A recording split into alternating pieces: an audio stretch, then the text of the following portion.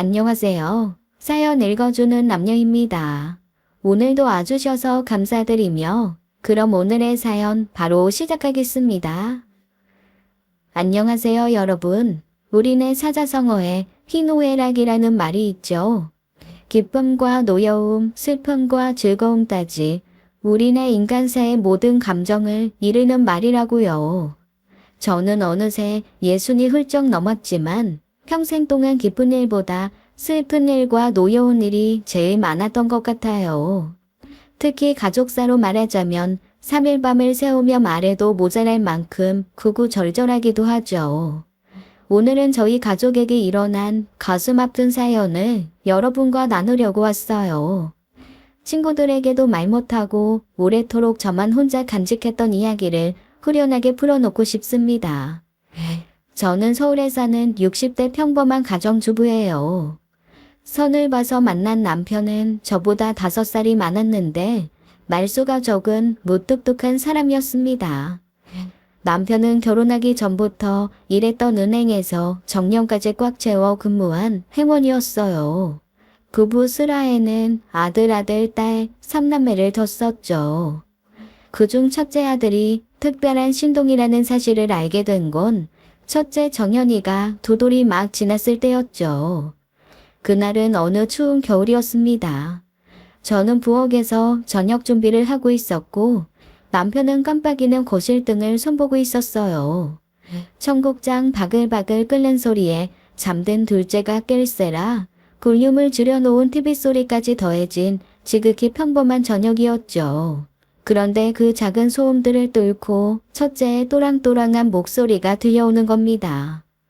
역대급 한파로 오늘 서울 영하 15.6도. 남편과 저는 동시에 고개를 돌려 첫째를 쳐다보았어요. 그때 정연이는 제 아빠가 탁자에 둔 신문을 쳐다보고 있었습니다. 처음에는 아이가 그냥 그림을 보면서 무언가 궁금해하는 건 줄 알았어요. 그런데 다음 순간 애가 신문을 고사리 손으로 들고 또박또박 읽기 시작한 거죠. 북극의 찬기류가 극동 지역으로 흘러들기 시작하면서 한파가 계속되고 있답니다. 저는 깜짝 놀라 부엌에서 급히 나와 정연이에게 다가갔어요. 2돌이 막 지난 아이였기에 발음은 비록 서툴렀지만 내용은 아이가 스스로 말할 수 있는 수준이 아니었죠. 남편과 함께 신문을 확인했더니 아이가 읽은 기사가 정말 있더군요. 우리 정연이 글씨 읽을 수 있어? 어린 아들은 고개를 끄덕이며 천진난만하게 대답했어요. 응, 엄마. 정연이 책 읽어요. 정연이는 이제 겨우 25개월. 그러니까 2돌하고도 한 달이 지난 나이였거든요. 또래 친구들보다 말이 좀 빠르긴 했는데 애 아빠도 이쯤 시작했다길래 그러려니 했죠. 물론 애 아빠도 그렇고 저도 그렇고 평소에 종종 동화책을 읽어주긴 했습니다. 근데 그땐 호기심 가득한 표정으로 고개를 끄덕이며 듣기만 하길래 이렇게 한글을 읽을 줄은 몰랐어요. 허둥지둥 동화책이며 어려운 경제 서적을 가져온 저희 부부 앞에서 아들은 글자를 막힘없이 술술 읽었습니다. 단 한 글자도 틀리지 않고 읽는 모습을 보고 저희 내외는 너무 놀라 입을 다물지 못했죠. 평소 호들갑 떠는 일이 없던 남편조차 흥분을 감추지 못했어요. 여보, 아무래도 정연이는 수제인 것 같아. 아이 2돌의 한글 읽는 애 주변에서 본 적 있어? 정연이가 나를 닮아서 영특한가 싶긴 했는데 이로 말이 안 되잖아.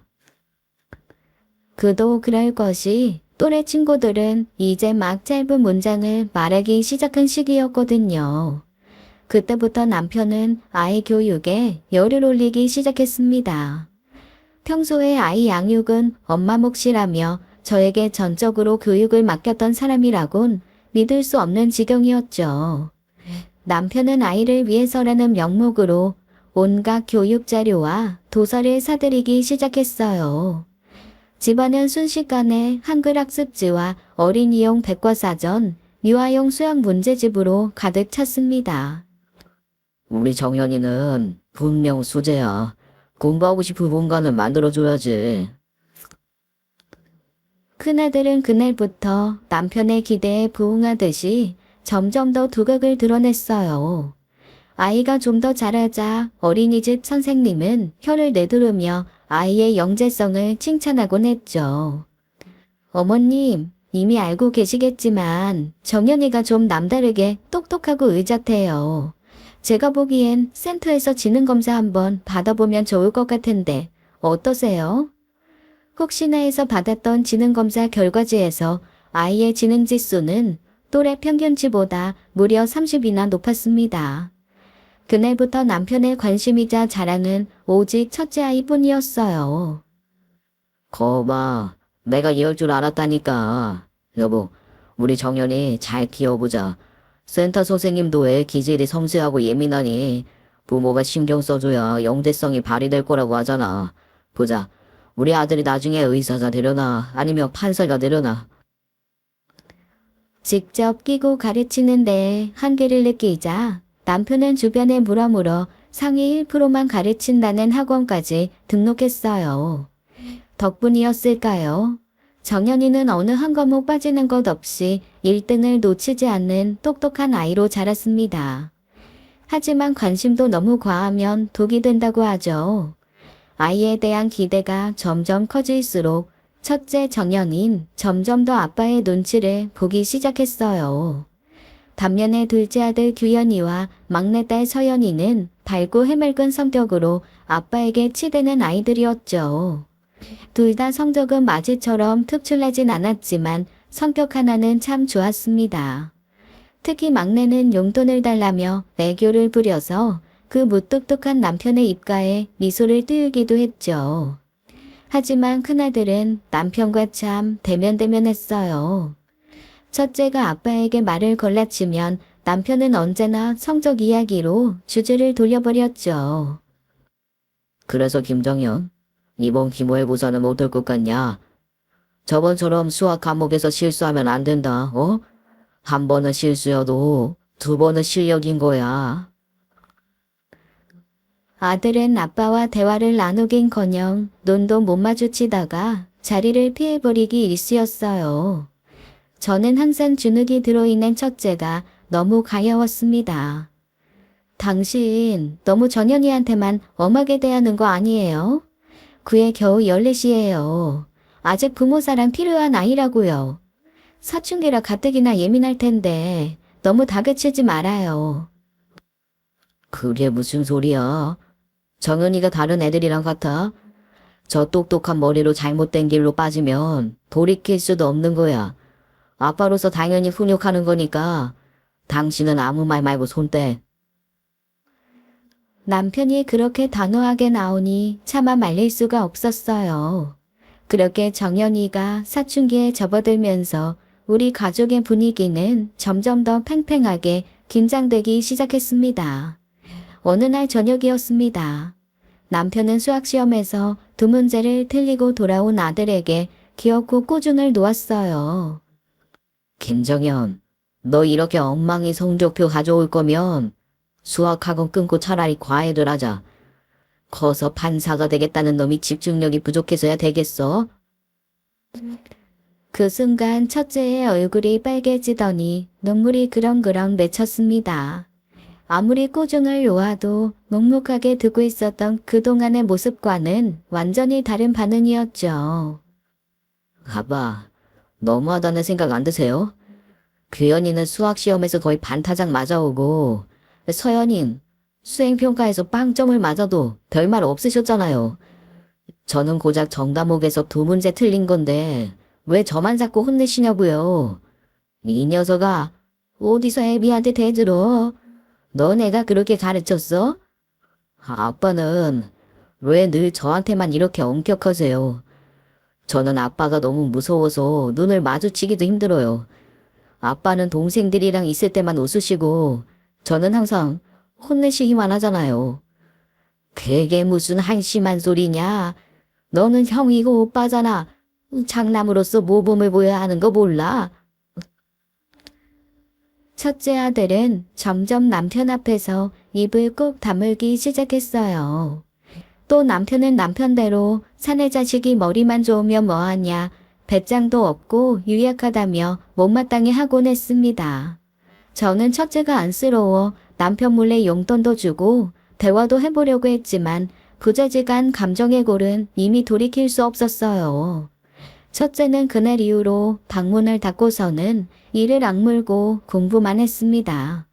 지금 생각해보면 제 유일한 돌파구가 공부뿐이라고 생각한 것 같아 가슴이 미어지네요. 우리나라에서 제일 좋다는 대학교에 떡하니 합격한 아들은 사법고시에 2해 만에 붙었습니다. 애아빠가 어찌나 좋아하던지 동네에 현수막을 단다는 걸 간신히 말렸죠. 그렇게 떨어져 살면서 1년에 한두 번만 보다 보니 부자간의 사이가 좀 좋아지나 싶었어요. 그렇게 쌓이고 쌓인 오해와 감정의 골이 결국 터진 날은 구정이었습니다. 독립해서 제 살 길을 찾은 새 아이들이 모두 모이면서 온 가족이 오랜만에 얼굴을 마주한 날이었죠. 저녁을 먹으면서 큰아들에게 무심하게 물어본 남편의 한마디가 화근이었어요. 너 요즘 회사 생활 잘하고 있는 거냐? 소식이 통 없어서 뭐 하는지도 모르겠네. 네, 잘하고 있어요. 저도 이제 다 커서 제 앞가림은 해요, 아버지. 아빠가 보기에 넌 배짱이 영 부족해. 당당하게 가슴 펴고 이 몸으로 부딪히면서 큰 사건도 맡아보고 해야지. 그래야 대형 로펌에도 들어가서 떵떵거리며 살 거 아니야. 지금 있는 그 작은 사무실에서 서울살이 월세값이나 나오겠냐? 아버지, 저도 열심히 하고 있어요. 그런데 아버지는 왜 항상 저한테만 그렇게 박하세요? 저는 왜 30이 넘어서도 아버지 눈치를 봐야 하는 거냐고요. 이 녀석이 정말 몰라서 물어. 네가 우리 집 장남이잖아. 장남은 집안 기둥인 거야. 너는 항상 네 생각만 하고 가족 생각은 안 하냐? 이기적인 놈.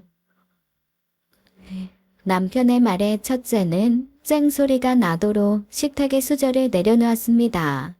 그동안 억눌렸던 감정이 폭발한 것 같았어요. 가족이요? 아니요. 아버지 자존심을 위한 거잖아요. 저는 어릴 때부터 아버지가 늘 무서웠어요. 성적이 떨어지는 것보다 아버지 기대에 못 미치는 게 더 두려웠다고요. 다 너 잘 되라고 그런 거다. 네가 지금 이렇게 사는 게 누구 덕분인데? 못난 놈 같으니 그렇게밖에 못 받아들여? 호피 터져라 공부해서 1등 성적표 받아오면 아빠가 동생들처럼 머리를 쓰다듬어 주실까 기대했죠. 근데 아버지는 엄한 얼굴로 항상 더 잘해야 한다고만 하셨잖아요. 저한테 한 번이라도 잘했다, 수고했다, 칭찬해 주신 적 있으세요? 그 순간 저희 가족은 모두 잠시 말을 잇지 못했습니다. 그도 그럴 것이 난생 처음 들어보는 첫째의 진심이었거든요. 내 새끼 찢어지는 가슴도 모르고 상황을 외면했던 어미로서 너무나도 참담한 심경을 느꼈습니다. 남편은 떨리는 목소리로 이야기했어요.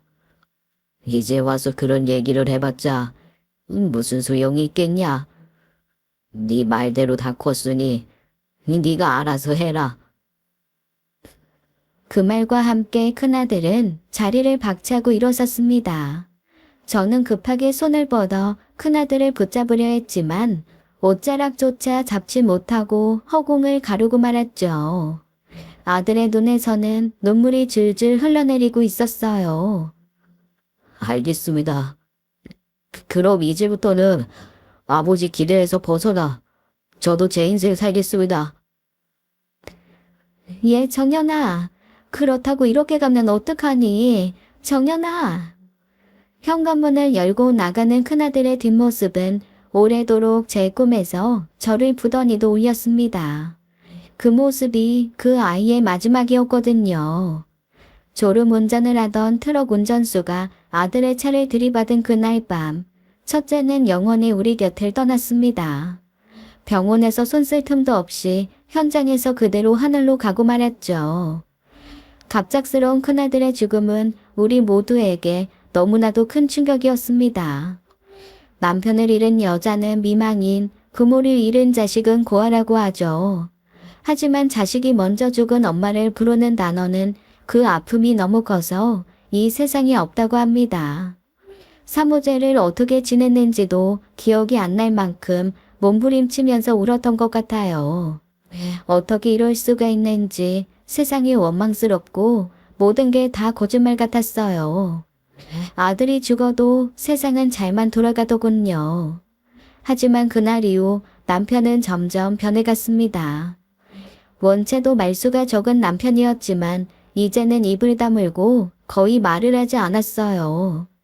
밥 생각 없다며 끼니를 거르기 시작하더니 새벽까지 한숨도 안 자고 멍하니 생각만 하더군요.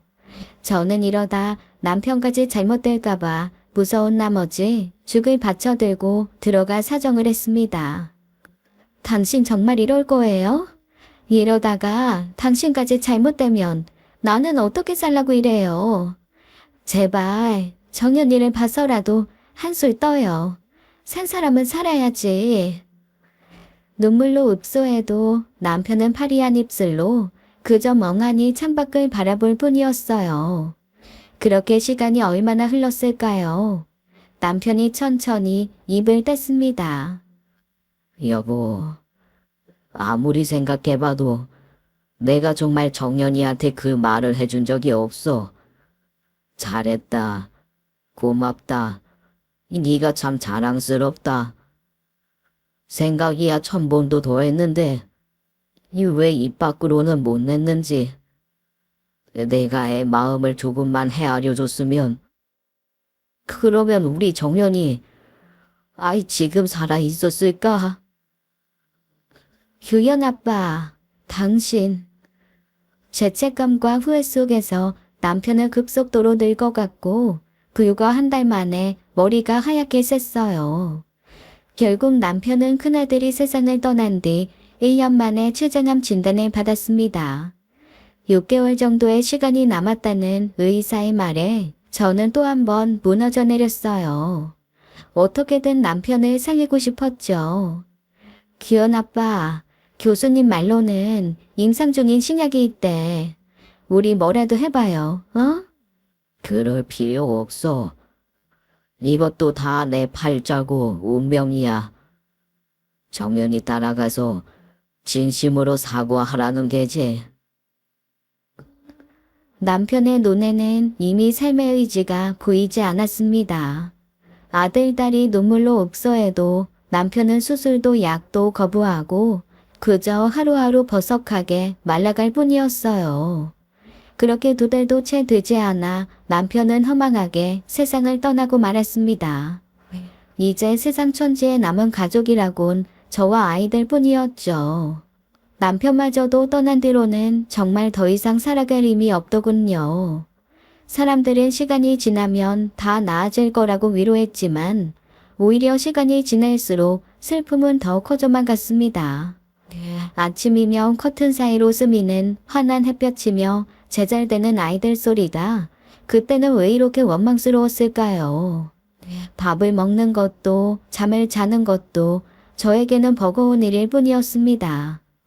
제 사정을 아는 지인들이 저를 어떻게든 밖으로 끌어내려고 했지만 그럴 겨를이 없었어요. 저는 방에 틀어박혀 휴대폰마저 꺼버리고 세상과 벽을 쳐버렸습니다. 코끼리 입에 대지 않은 지가 며칠이나 지났지만 전혀 배가 고프지 않더군요. 이대로 눈을 감고 세상에서 사라질 수만 있다면 영 나쁜 일만은 아닐 것 같았어요. 그런 저를 세상으로 다시 끌어낸 건 작은 아들이었습니다. 제가 통 연락이 되지 않자 집으로 찾아와 창문을 넘은 거예요. 저를 거칠게 흔들어 깨우는 손길에 저는 문득 눈을 떴습니다.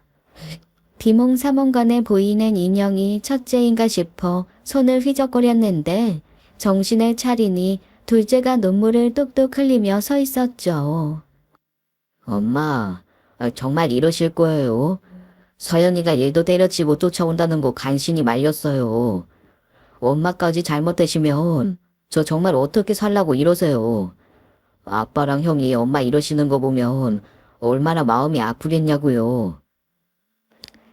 작은 아들은 눈물로 얼룩진 얼굴로 저를 꼭 끌어안았습니다. 아들의 땀에 젖은 티셔츠가 손에 닿자 퍼뜩 정신이 들더군요. 안 되겠어요, 엄마. 이렇게 혼자 계시다가 정말 큰일 나요. 당장 짐 싸서 저희 집으로 가요. 저는 그제야 아들의 말이 귀에 들어오기 시작했습니다. 둘째는 대학 시절부터 만났던 여자와 일찍 결혼해 쌍둥이를 낳고 잘 살고 있었어요. 야무진 며느리가 제 가족들을 위해 꾸민 그 작은 아파트에 제가 들어간다니 안 될 말이었습니다. 규현아, 엄마는 괜찮다. 좀 푹 쉬면 나아질 거야. 여기 떡하니 우리 집이 있는데 내가 거기 왜 가니? 엄마도 아시잖아요. 여기 계시면 계속 형이랑 아빠 생각만 하실 거예요. 여기서 혼자 있는 것보다는 손주들이랑 복작복작 사시는 게 좋지 않겠어요? 엄마, 이 집 내놓고 우리랑 삽시다. 네? 그래도 그렇지. 애들이 아직 초등학교도 안 가서 정신도 없는데 시애미까지 같이 살면 인형 엄마가 힘들지 않겠어? 정 불편하시면 저희랑 딱 반년만 같이 살면서 애들 봐주세요. 인형 엄마 복직하고 싶은데 어린이집 하원하고 애 봐줄 사람 없어서 고민 중이래요. 반년만 애들 봐주시고 내년에 학교 들어가면 뭐 학원이라도 보낼게요. 제 손을 잡으며 간절하게 말하는 아들의 진심에 저는 결국 고개를 끄덕였습니다. 어쩌면 아들 말대로 떠나간 가족들의 기억이 가득한 집에서 도망치고 싶었는지도 모르겠어요. 그래, 알겠다. 정말이시죠? 그럼 당장 이번 주까지 필요한 옷까지만 좀 챙기세요. 나머지는 주말에 와서 같이 옮겨요. 작은 방에 있는 옷장을 열어봐야겠다며 나가는 아들의 등이 식은땀으로 흠뻑 젖어 있었습니다. 저는 그런 아들의 모습을 보며 아들이 얼마나 못난 어미 걱정을 했을까 하는 생각에 가슴이 아팠어요.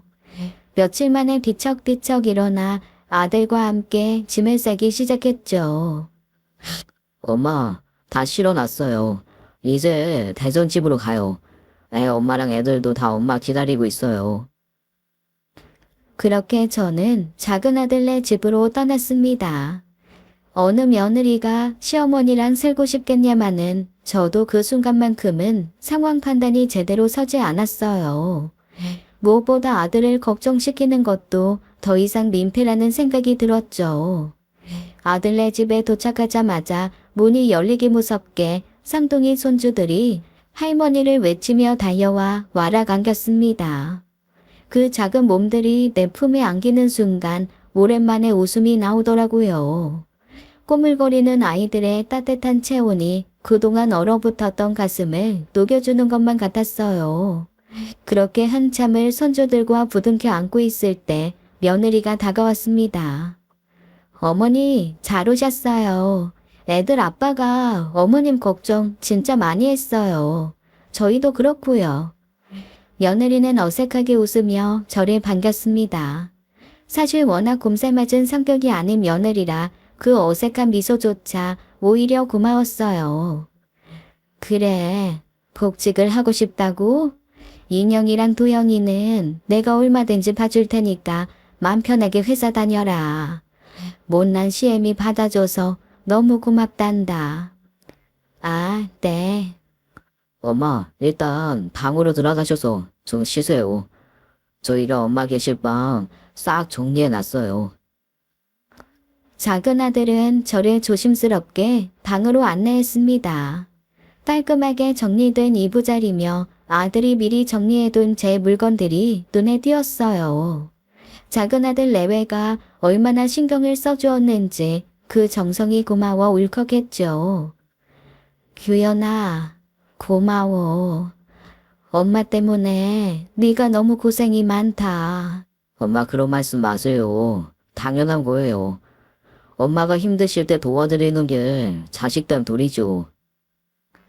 든든한 아들이 있다는 것이 얼마나 큰 위안이 되던지요.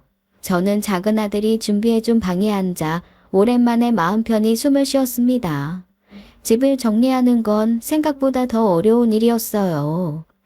남편과 아이들을 키우며 20년이 넘는 세월을 보낸 곳이었기에 더욱 그랬죠. 하나하나 버려야 할 물건들을 바라보는 것만으로도 귀를 막고 악소리를 지르고 싶어질 만큼 고통스러웠습니다.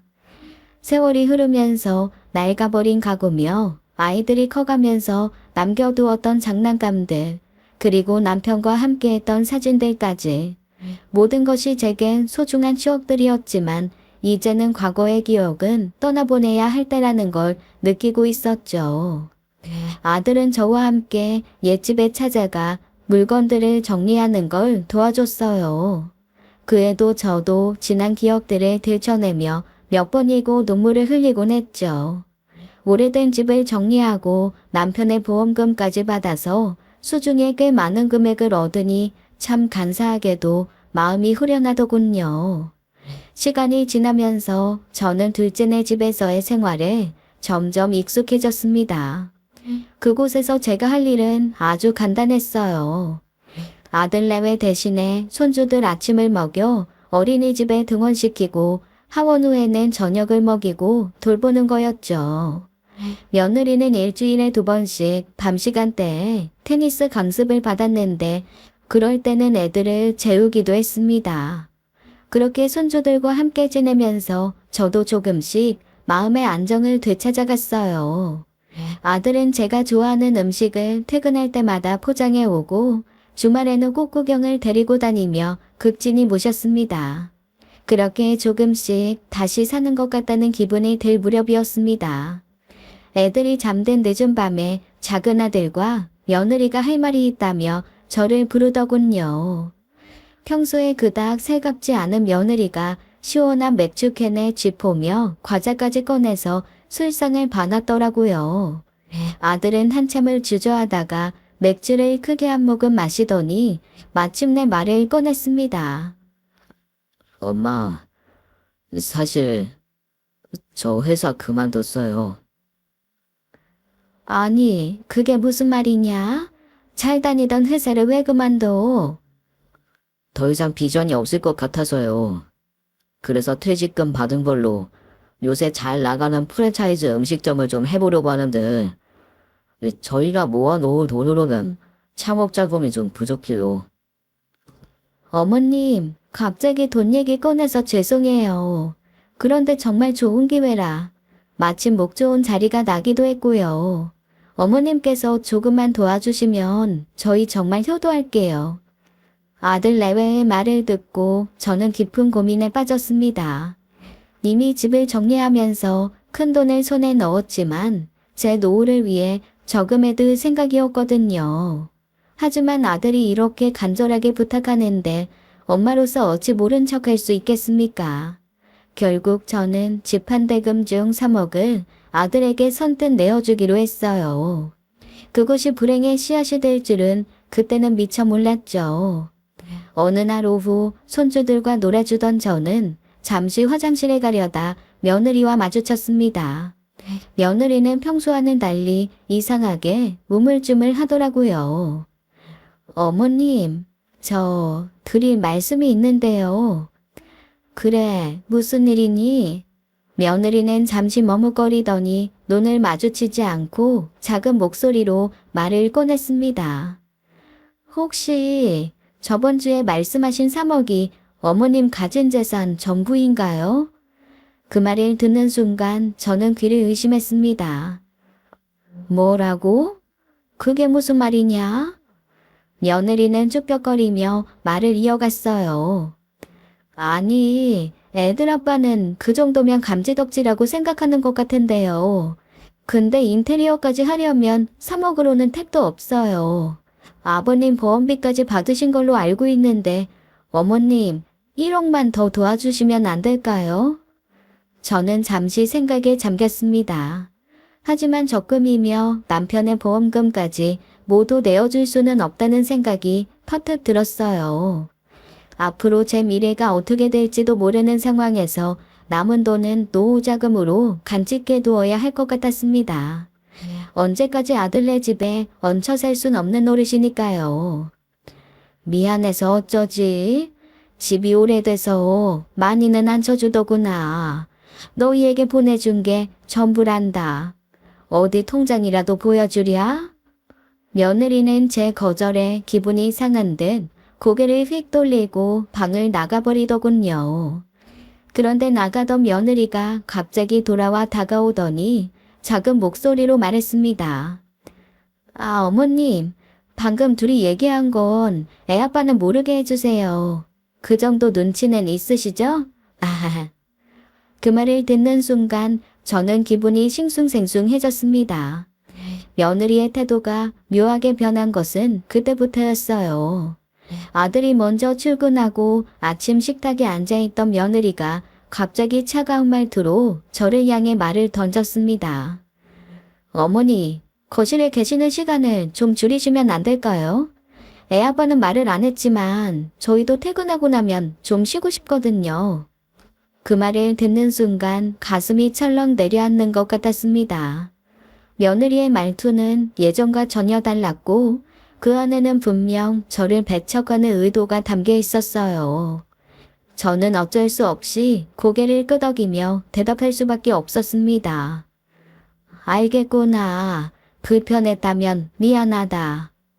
그날 이후 저는 며느리가 퇴근하고 돌아오는 저녁 8시가 되면 피곤하다는 핑계를 대며 방으로 들어갔습니다.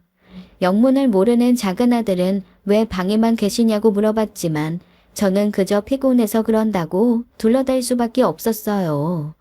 며느리는 밤늦게 기름기 많은 야식을 만들어 먹고 보란듯이 싱크대에 그릇들을 그대로 두고 출근하곤 했습니다. 저에게 설거지를 시키려는 듯이 너무 선명하게 보였죠. 그날 이후로 며느리는 아들이 없는 틈을 타서 은근히 저를 구박하기 시작했습니다. 첫 번째는 당연하게도 집안일 문제였어요. 어머님, 집에 계시면서 어떻게 청소기 한번 안 돌리셨어요? 내일부터는 청소기 돌리고 물걸레질도 쉬엄쉬엄 해주세요. 빨래도 흰빨래랑 색깔빨래 나눠서 돌려주시고요. 하루 종일 집에 계시는데 그 정도는 해주실 수 있죠? 또 다른 날은 애들 문제로 타박을 했습니다. 애들이 저녁으로 햄버거를 먹고 싶다고 쫑알쫑알 난리를 치기에 감자튀김과 콜라가 있는 햄버거 세트를 사 먹였거든요. 애한테 콜라를 먹이면 어떡해요, 어머니? 저번에도 말씀드렸잖아요. 액상 과당 안에 설탕이 얼마나 들어있는지 모르세요? 애들 건강이 안 좋다고요. 이런 말을 들을 때마다 저는 점점 며느리가 저를 고용한 고용주인지 헷갈리고 서글퍼졌습니다. 슬슬 시키던 집안일은 이제는 제게 완전히 넘어와서 며느리는 손도 까딱하지 않더군요. 한숨을 쉬며 설거지며 청소를 하면서도 당장 이 상황에서 솟아날 구멍이 없으니 막막했어요. 어느 날은 소피를 볼 생각에 눈을 떴다가 며느리가 밤늦게 누군가와 통화하는 걸 우연히 들었습니다. 며느리는 제가 듣고 있는 건 까맣게 모르고 볼멘 소리로 불평하고 있었어요. 아니, 노인네 방에서 냄새가 나는 것 같아. 늙으면 호르몬 냄새가 난다는데 그것 때문인가 봐. 이불도 3일에 한 번씩은 빨아야 되잖아. 나한테까지 옮겨 뵐까 봐 너무 싫어. 오늘 테니스 칠 때 나한텐 안 나지? 그 말을 듣는 순간 저는 적잖이 충격을 받았습니다. 그동안 며느리가 저를 탐탁지 않아 한다는 건 알았지만 이렇게까지 싫어할 거라고는 생각지 못했거든요. 혼란과 충격 속에 시간은 어느새 다음날 밤이었습니다. 아들은 약속이 있어 늦는다고 전했고 어린 손주들은 저랑 함께 자겠다며 제 엄마에게 조르고 있었어요. 엄마, 나 할머니랑 같이 잘래. 할머니가 재워주는 게 좋아. 나도 할머니 인형이 토닥토닥 해줄 거죠? 네. 그럼 아유 내 새끼들 할머니랑 같이 잘까? 하지만 며느리는 단호한 목소리로 아이를 타일렀습니다. 안 돼. 할머니랑 자면 니네가 밤에 칭얼대고 심하렵다고 깨서 할머니도 잠 못 주무실 거야. 너희끼리 자야지. 말은 그렇게 하지만 며느리는 제가 무슨 병균이라도 된 듯 은근히 아이들의 손을 당겨 저에게서 떼놓더군요. 아이들을 방에서 꾸역꾸역 재우고 나오는 며느리를 보며 더 이상 참을 수 없다는 생각이 들었습니다. 늙은이 냄새 난다고 그렇게 친저리를 치더니 애들 앞에서도 이렇게 시애미 망신을 줘야 속이 편하지? 어머님, 저거 언제 그런 말을 했다고 그러세요? 무슨 사람을 잡으세요? 너 아주 날 바보 천치로 하는구나. 어제 통화하는 거 다 들었다. 그렇게 쩌렁쩌렁 내 욕을 하는데 나 들으라고 한 거 아니었니? 며느리는 시치미를 떼다가 갑자기 태도를 바꾸더니 저를 노려보며 말했습니다. 맞아요. 제가 그랬어요. 어머님, 저도 너무 힘들어요. 입장 바꿔서 생각을 좀 해보세요. 내 식구 알콩달콩 살다가 시어머니랑 같이 사는데 제가 그럼 편하겠어요? 그 순간 저는 더 이상 참을 수가 없었습니다. 그래, 너 안 편한 거 안다. 내가 집 구해서 금방 나갈 테니까 이쯤에서 그만하자. 나간다는 말에 며느리의 얼굴에 대번 화색이 돌더군요. 정말요? 나가신다고요? 그래, 대신에 그동안 애들 봐준 비용이며 집안일 값은 줘야지. 나 참, 집안일 값이요? 고작 그것 때문에 지금 이러시는 거예요. 드릴게요. 시급으로 쳐서 드리면 깔끔하려나요? 얼마긴 얼마야? 니네 사업한다고 가져간 3억이지.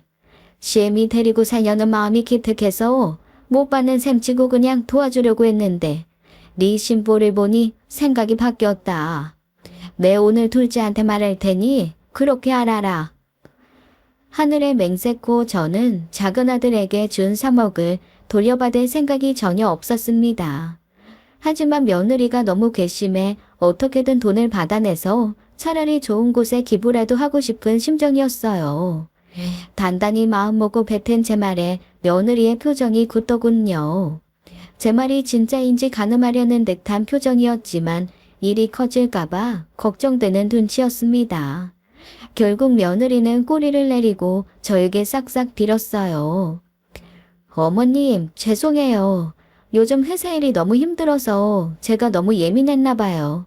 왜 그런 거 있잖아요. 상대방이 먼저 자기 시댁 흉보기 시작하면 저도 뭐라도 해야 할 것 같은 분위기요. 그러지 말았어야 했는데 다시는 안 그럴게요.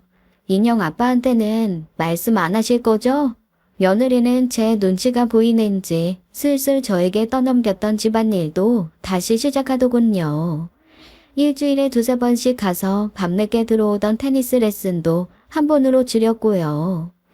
여러분, 폭풍의 한가운데는 무엇보다 고요하다고 하죠. 그쯤 저희 가족이 딱 폭풍의 눈 가운데에 있었던 것 같네요. 저는 쌍둥이 손주들과 함께 평온한 하루하루를 보냈습니다. 아들은 좋은 목에 생가를 얻어 한참 인테리어 공사를 하느라 정신이 없었고요.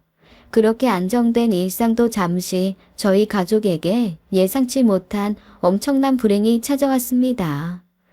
그날 걸려온 끔찍한 전화는 아직도 기억에 생생해요. 아이들을 어린이집에 등원시키고 막 숨을 돌리던 오전 시간이었죠. 모르는 번호로 전화가 오길래 안 받으려다가 지역 번호가 아들네 지역이기에 혹시나 해서 받았어요. 정두현 씨 어머님, 김재원 씨 되시죠? 아드님이 많이 다치셨어요.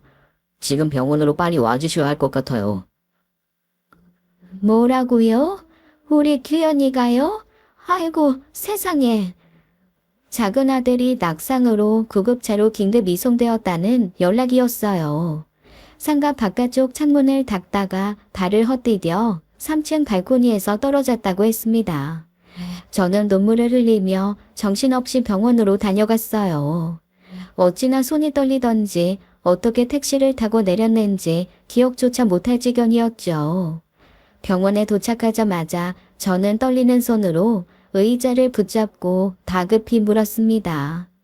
선생님, 우리 아들 기현이는 어떻게 됐어요? 선생님 제발 우리 아들 좀 살려주세요. 의사는 심각한 표정으로 저를 바라보며 무섭게 입을 열었습니다. 아드님은 낙상할 때 입은 충격으로 인해 뇌에 손상을 입었습니다. 현재는 호흡은 하지만 의식이 없는 상태인데요. 달리 말하면 식물인간이라고도 하죠. 유감이지만 당분간은 이대로일 가능성이 매우 높습니다. 저는 그 말을 듣고 머릿속이 하얘졌습니다. 너무나도 충격적인 소식에 눈앞이 아득해졌고 다리가 부여 주저앉을 뻔했어요. 선생님, 저희 아들이 식물인간이라고요? 그럴 리가 없어요. 아침만 해도 웃으면서 나갔었는데 그래도 수술하거나 하면 눈 뜰 수 있는 거죠? 지금으로서는 수술도 불가능하고 정확한 예후를 말씀드리기 어렵습니다. 하지만 시간이 지나면서 뇌출혈이 잡히면 상태가 나아질 수도 있어요. 현재로서는 우리가 할 수 있는 최선의 치료를 다하고 있습니다. 좀 더 지켜보시죠. 저는 의사의 말을 들으며 멍하니 서 있었습니다. 멀쩡했던 아들이 식물인간 상태라니 믿기지가 않았어요. 저는 다급히 아들의 병실로 달려가 아들의 손을 붙잡았습니다. 아들은 그저 고요하게 잠을 자고 있는 것 같았어요. 이 현실이 제발 꿈이기를 바랐지만 아무리 기다려도 아들의 미동조차 없었습니다. 규현아, 아이고 규현아, 아침에 멀쩡하던 네가 왜 여기 누워있어? 제발 눈 좀 떠봐라, 응? 그날 이후 저는 매일같이 병원에 찾아가 아들의 곁을 지켰습니다. 언제 아들이 기적처럼 눈을 뜨고 깨어날지 모른다는 희망에 곁을 떠날 수가 없더군요. 주말이면 아들네 집으로 가서 빨래를 하고 갈아입을 옷을 챙겨오곤 했어요. 그런데 어느 날 빨래를 하러 아들네 집으로 간 저에게 며느리가 다가와 말을 걸었습니다. 그날따라 며느리의 표정이 사뭇 진지했어요. 어머님, 이제 간병하면서 왔다 갔다 하시는 일 그만하세요. 산 사람은 살아야죠. 며느리의 차가운 말에 가슴이 철렁 내려앉았습니다. 그동안 힘들게 마음을 붙잡고 있었던 날들이 한순간에 무너지는 기분이었죠. 며느리가 요새 부쩍 병원에 오는 횟수가 줄어든다 했더니 이런 생각을 하고 있으리라곤 상상도 못했어요. 얘가 무슨 소리를 하는 거야. 규현이가 저렇게 살아있는데 간병을 안 하면 규현이 갑자기 깨어났는데 주변에 아무도 없으면 어쩌려고 그래. 솔직히 말할게요. 저도 너무 힘들어요.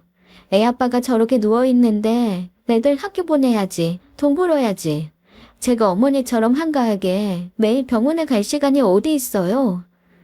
며느리는 제 앞에 작게 접힌 무언가를 던졌습니다. 대체 뭘 던진 건지 펴보니 꼬깃하게 접은 10,000원짜리 지폐 한 장이더군요. 황당하기 그지없었습니다. 이 돈은 차비를 하든지 택배비를 쓰던지 마음대로 하시고요. 당장 짐 싸서 나가주실래요? 그게 제가 오늘 꼭 드릴 말씀이에요. 뭐야? 너 지금 뭐라고 했니? 못 들으셨어요? 어머님, 이 집에서 꺼져달라고요. 아니 이제 남편도 없는 마당에 어머님도 아니지. 그렇게 눈 부라리면 뭐 어쩔 건데요? 숨만 붙어있는 산송장인 아들한테 이르기라도 하시게요? 저는 며느리의 말을 듣고 순간적으로 아무 말도 할 수가 없었습니다. 이게 정말 내 며느리가 맞는가 싶어 두 눈을 의심하기까지 했죠. 네가 지금 무슨 말을 하고 있는지는 아니? 왜요? 나가달라는 게 그렇게 충격인가요? 어머님 편들어주던 효자 남편도 이렇게 몇 달을 주구장창 누워있는데 여기 있을 이유가 없잖아요. 그냥 좀 조용히 나가요. 나도 많이 참았으니까. 며느리는 저를 우악스럽게 떠밀며 현관문 쪽으로 끌고 갔습니다. 소나기 힘이 얼마나 강한지 팔목이 저릿저릿하게 아플 정도였어요. 한치의 망설임도 없이 저를 현관문 밖으로 밀어내는 그 순간 저는 비틀거리며 현관문 밖으로 나가 떨어졌습니다. 인형 엄마야, 아무리 그래도 그렇지. 이렇게 빈손으로 내쫓을 수는 없는 거야. 문 좀 열어봐 얘. 저는 배를 누르고 현관문을 주먹으로 두드리며 소리쳤습니다. 이 상황이 도무지 믿기지가 않아서 손이 덜덜 떨리고 심장이 미친 듯이 뛰기 시작했어요. 그때 현관문 옆에 있는 인터폰에서 며느리의 날카로운 목소리가 들려왔습니다. 그만하세요. 더 이상 문 두드리시면 주거 침입으로 경찰 부를 거예요? 알았으니까 내 짐이라도 좀 챙기게 해줘라. 세상에 이런 법이 어딨니? 응? 인형의 미야. 하지만 인터폰에서는 더 이상 며느리의 대답이 들리지 않았습니다. 저는 가까스로 아들의 아파트를 걸어 나와 정문 앞에 있는 벤치에 주저앉았습니다. 손을 덜덜 떨면서 휴대폰을 꺼내 이 세상에서 마지막으로 남은 내 편에게 전화를 걸었죠. 엄마, 무슨 일이에요? 목소리가 왜 이래요? 저는 그동안 겪은 모든 상황을 딸에게 털어놓았습니다. 가슴 속에 뜨거운 불덩이가 들어앉은 것 같아 몇 번이나 멈추면서도 끝까지 이야기했죠. 제 이야기를 모두 들은 딸은 침착하게 말했습니다. 엄마, 거기서 잠깐만 기다려요. 내가 지금 당장 갈 테니까. 딸은 전화를 끊자마자 차를 몰고 저를 데리러 왔습니다. 차에서 내리는 막내딸 서연이의 얼굴을 보자마자 저는 그만 눈물을 터뜨리고 말았어요. 막내딸을 볼 면목도 없고 이렇게 늙고 자식들 집에 얹혀 사는 제 팔자가 너무 기구해서 그만 엉엉 통곡하고 말았죠. 엄마, 제가 왔잖아요. 당분간 우리 집에서 지내세요. 아무 걱정 마시고요. 막내야, 내가 무슨 면목으로 네 집에 얹혀 살겠니? 네 큰오빠랑 아버지 그렇게 돌아가시고 작은 오빠까지 이렇게 되니까 정말 꿈인가 싶다. 며칠만 신세지고 얼른 집 구해서 나가마. 네 새언니랑도 단판을 지어야 하고. 딸은 다리에 힘이 풀려버린 저를 일으켜 세우며 단호하게 말했습니다. 엄마, 그런 말 하지 마세요. 얹혀 살다뇨. 엄마가 새언니네 무급으로 살았어요? 가게 차리라고 3억씩이나 턱 보탰잖아요. 내가 진짜 그동안은 오빠 얼굴 봐서 참았는데 새언니 딱 이럴 줄 알았다니까. 새언니는 차차 해결하고 우리는 일단 집에 가요. 딸네 집에 도착해 제가 찬물을 마시며 좀 진정하자 딸은 며느리에게 전화를 걸어 따지기 시작했어요. 언니, 나예요. 진짜 미쳤어요? 오빠 이렇게 되니까 막 나가겠다는 거예요? 어떻게 환갑 넘은 엄마한테 꼬지라느니 온갖 막말을 하면서 등 떠밀어 내쫓을 수가 있어요? 하지만 수화기 너머의 며느리는 전혀 개의치 않는다는 듯 차갑게 대답하더군요. 아, 이게 누구야? 싹바가지 아가씨한테 왜 전화 안 오나 했다. 이봐야 아가씨, 지금 아가씨가 결혼을 안 해봐서 모르는 거예요. 당장 남편 성장 치우게 생겼는데 아가씨 같으면 시모랑 같이 살겠어요? 난 이제 애들이랑 같이 내 인생 살아야겠다고요. 딸은 며느리의 당당한 태도에 더욱 화가 나서 소리쳤어요. 뭐? 성장?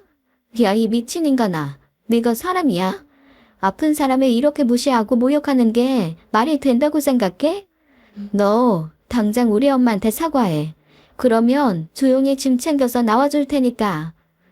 야, 네가 뭔데 나한테 이래라 저래라야. 경고하는데 다시는 전화하지 마. 사과할 생각 없다는 거지? 알겠어. 당신 마음대로 해. 우리 가족 모욕한 대가가 뭔지 지금부터 보여줄게. 딸은 전화기를 던지듯 끊고 저를 바라보며 단호하게 말했습니다. 엄마, 이제부터 우리 집에서 편히 지내세요. 저요, 저 미친 여자가 무슨 짓을 했는지 다 밝혀내서 오빠도 지키고 엄마도 지킬 거예요. 저한테 맡기세요. 딸의 단호한 말에 저는 겨우 마음을 다잡을 수 있었습니다. 저를 생각해주는 가족이 제 곁에 있다는 사실이 얼마나 큰 위안이 되는지 눈물나게 고마웠죠. 아들은 사고 이후로 전혀 차도가 없었습니다. 저는 매일같이 병원에 가서 작은 아들의 손을 잡고 이야기를 나누었어요. 규현아, 바깥엔 벌써 벚꽃나무가 흐드러지게 꽃을 피웠단다. 규현아, 우리 아들, 이제 추운 겨울도 끝나서 봄인데 이만 일어나야지, 응? 하지만 아들은 여전히 눈을 감은 채 아무런 반응도 없었어요. 그저 희미하게 울리는 기계 소리와 아들의 숨소리만이 병실을 가득 메우고 있었죠. 저를 쫓아내고 2달이 꼬박 지나도록 며느리는 병원의 얼굴도 비추지 않았습니다. 간병은 전적으로 제 몫이었지만 그따위 것은 하등 상관없었어요. 저는 아들의 따뜻한 손을 잡으며 매일 몇 번이고 하늘에 기도했습니다.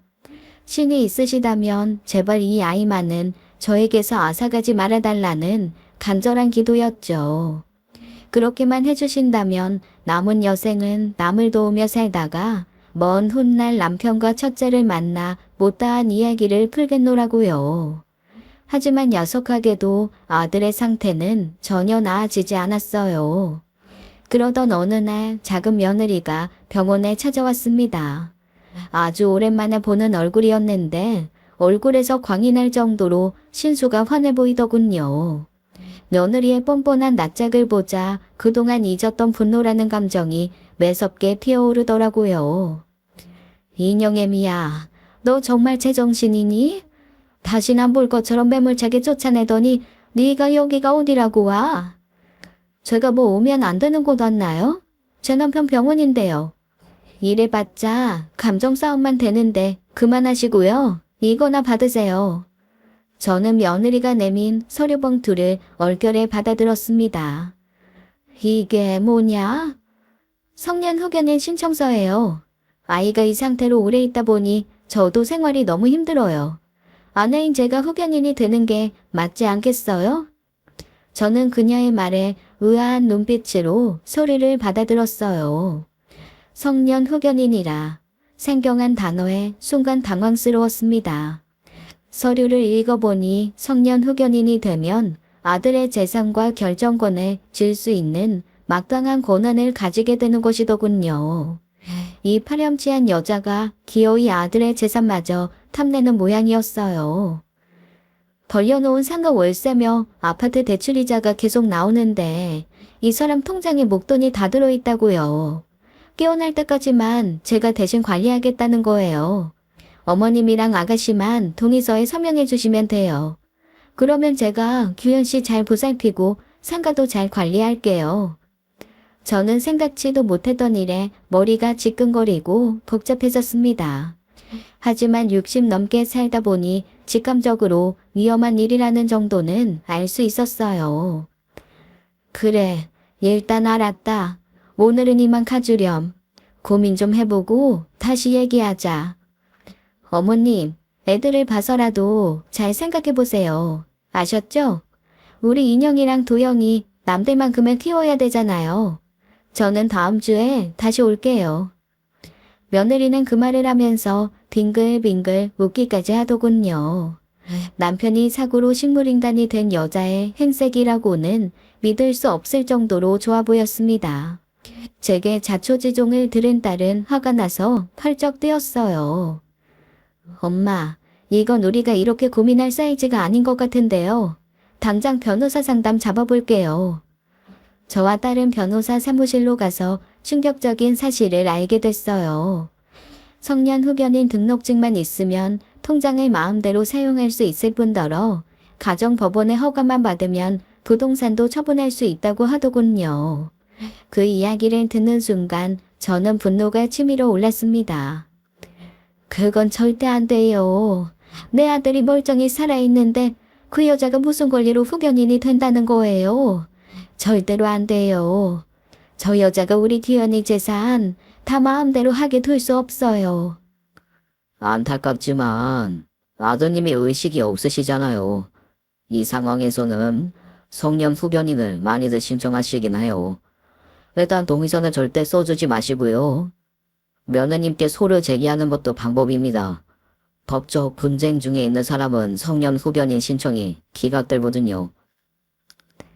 그 순간 한 장면이 제 머릿속을 스쳐 지나갔습니다.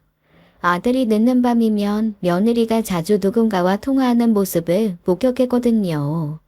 전화기 밖으로 새어나오는 목소리가 남자인가 싶었지만 경황이 없어 넘어갔었어요. 제 방에서 늙은이 냄새가 난다며 딸과 웃던 며느리의 목소리를 생각하자 얼굴이 화드득 달아올랐습니다.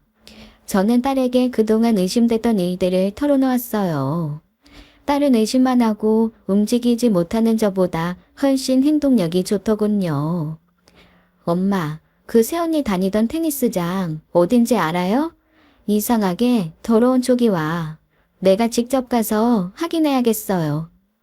센터 이름은 잘 모르는데 땡땡동에 있다고 들은 것 같다. 아니 네가 가서 뭘 어쩌려고 그래. 서연아, 위험한 일은 하지 말어, 응? 땡땡동? 알겠어요. 검색해보니까 어딘지 알 것 같네. 걱정 마요. 절대 안 들킬 테니까. 그렇게 일주일이나 지났을까요? 여느 때처럼 병실에서 아들 손톱을 깎아주고 있는데 딸에게서 전화가 왔습니다. 엄마, 끊지 말고 내가 보낸 사진 봐요. 너무 놀라지 말고요. 설마 했던 추악한 진실이 고개를 드는 순간이었습니다. 딸이 보낸 사진 속에는 며느리와 키가 큰 남자가 서로의 허리에 손을 감고 행복하게 웃고 있었어요. 며느리는, 아니 며느리라고 부르기도 싫은 그 여자는 정말로 외도를 하고 있었던 겁니다. 병원에서 2달 넘게 파리한 얼굴로 누워있는 아들의 얼굴을 보자 저는 밀려오는 슬픔에 목 놓아 통곡했어요. 그동안 규현이에게 혹시 부정이라도 탈까 싶어 참아왔던 눈물이 멈추지 않더군요. 평생 아내며 쌍둥이만을 바라보며 살았던 착한 아들이 왜 이런 꼴을 당해야 하는지 너무 억울했어요. 아니 진짜 뭐 이런 여자가 다 있어? 테니스는 안 치고 웬 남자랑 둘이 허리에 팔 두르고 좋아 죽던데요? 모자랑 마스크 쓰니까 나인 줄은 전혀 모르고 둘이 히히덕거리느라 난리 났던데? 역겨워서 진짜. 다음날 저는 할 말이 있다며 며느리를 불렀습니다.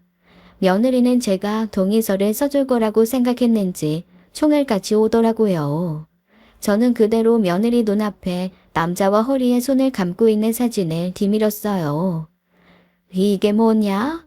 너 규현이가 이렇게 누워있는 동안 다른 남자랑 만나는 게 말이 돼? 네가 양심이 있으면 알아듣게 설명해봐라. 며느리는 코앞에 들이닥치는 증거사진에 깜짝 놀라더니 얼굴이 창백해지며 말을 더듬었습니다. 어머니, 그게 오해하시는 거예요.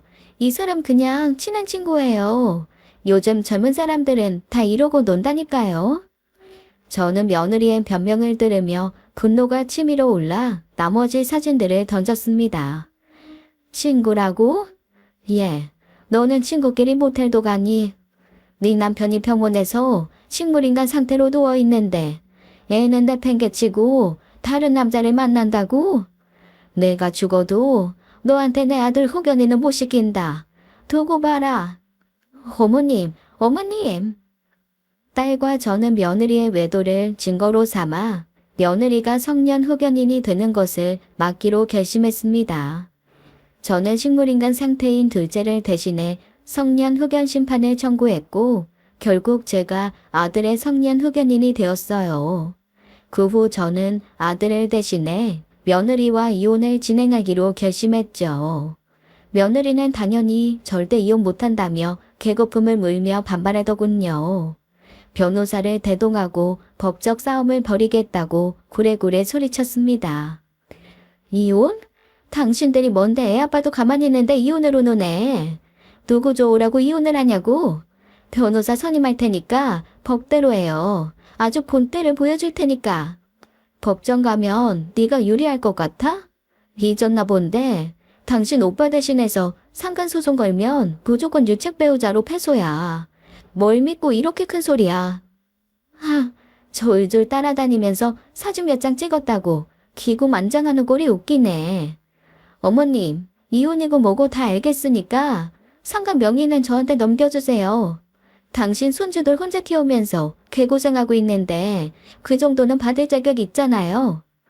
네가 고생을 했다고? 주연이가 저렇게 병원에 누워있을 동안 코빼기 한 번을 안 비추던 네가? 상가든 뭐든 너한테 줄 건 아무것도 없으니 소송 준비나 알아서 해라. 아이, 답답한 노인네. 정말 말이 안 통하네.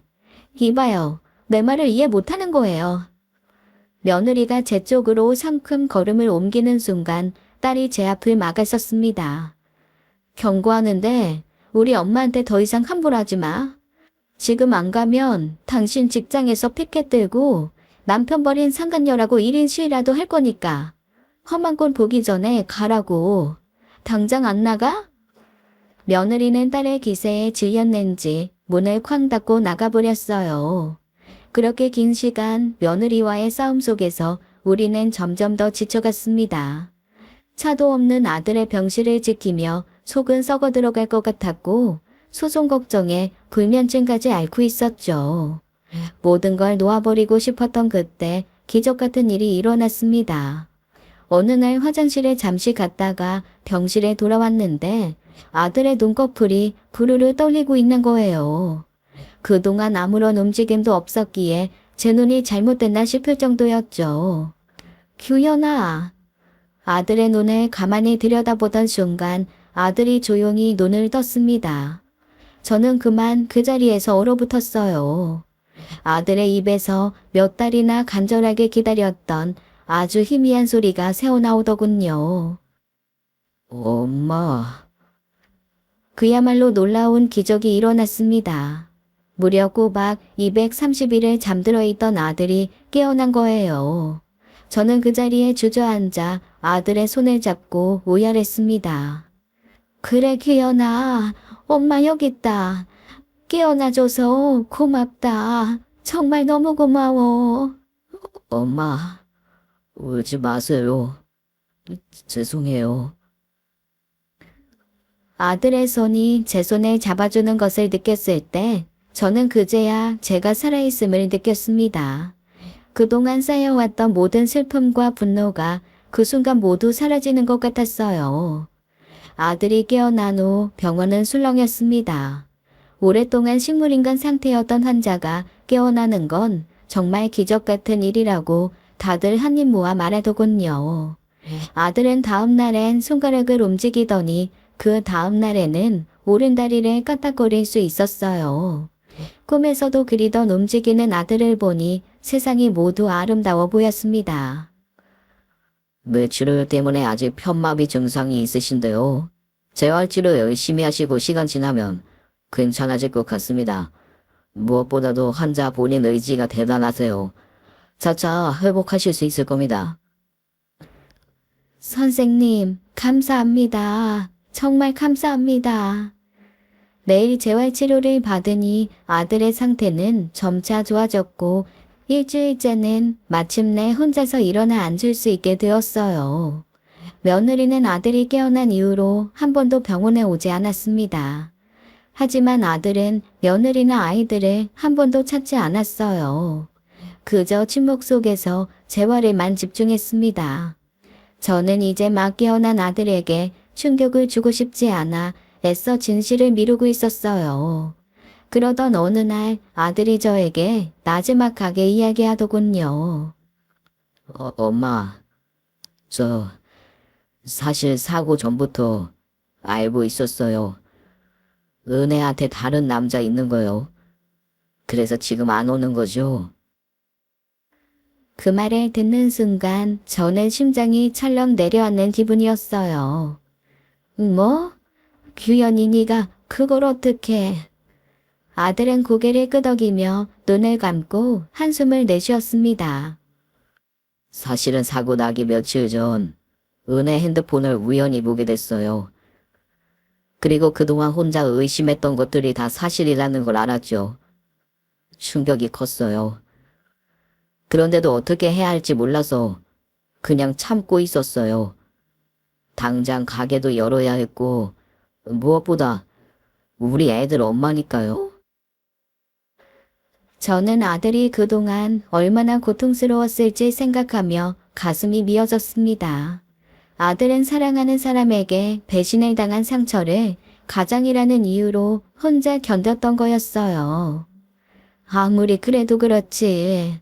이미 마음이 콩밭에 가 있는데 그런 여자가 애들 키우는 게 더 문제 아니겠니?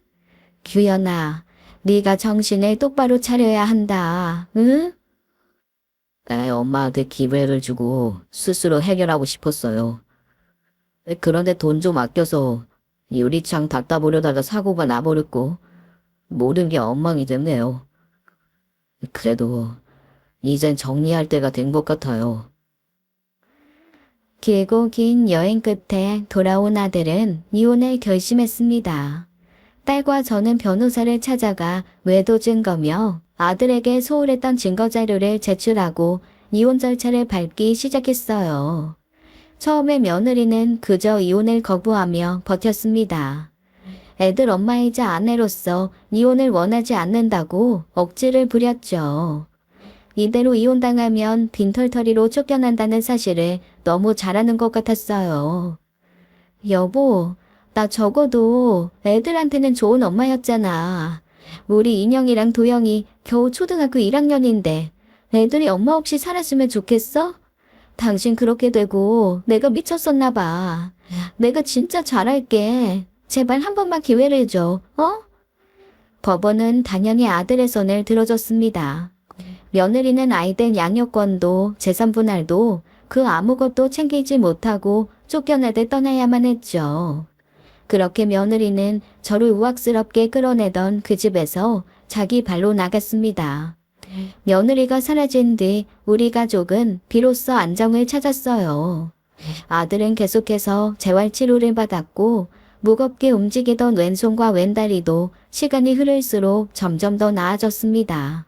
6개월이 지나자 아들은 90% 정도 회복한 상태로 재활을 마쳤어요. 재활치료 선생님은 그동안 봤던 환자들 중에서도 놀라울 정도로 회복이 빠르다며 엄지를 세워주셨죠. 아들은 그토록 보고 싶었던 쌍둥이 아이들을 집으로 데려왔어요. 다시는 아빠와 떨어지지 않겠다며 하루 종일 붙어있는 아이들의 모습이 정말 병아리같이 예뻤습니다. 당분간 아이들과 함께 지내다가 안정이 되면 가게를 다시 준비해보겠다고 말하는 아들의 미소가 밝게 빛나더군요. 그동안 우리 가족에게 생긴 다른 변화도 있었어요. 엄마, 나 평생 결혼 안 하고 엄마랑 살 거야.